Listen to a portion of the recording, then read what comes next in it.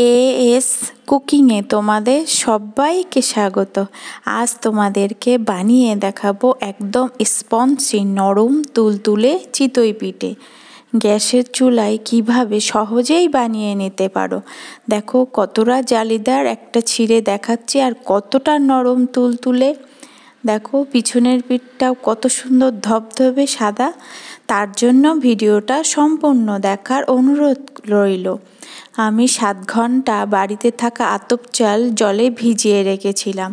তার থেকে 2 মুঠো চাল দিলাম একটা মিক্সিং জারে। ঠিক মাপটা ঠিকঠাক নিতে হবে। 2 মুঠো চালের সাথে আমি দেবো 1 মুঠো গরম গরম বাড়িতে রান্নার রেগুলার চালের ভাত।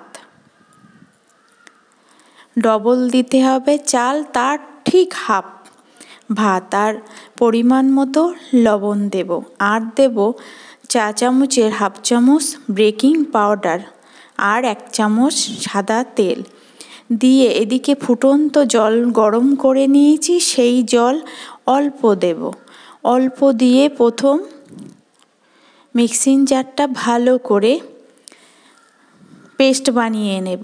দেখেছো এমন ঘনত্ব হয়েছে।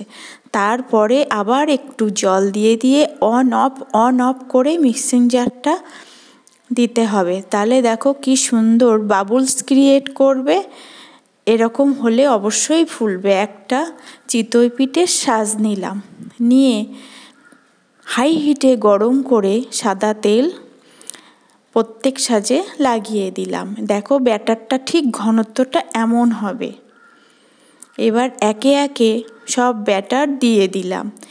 দিয়ে আমি লো টু মিডিয়াম আঁচে এটাকে ঢেকে ঠিক 1.5 থেকে 2 মিনিট অপেক্ষা করব।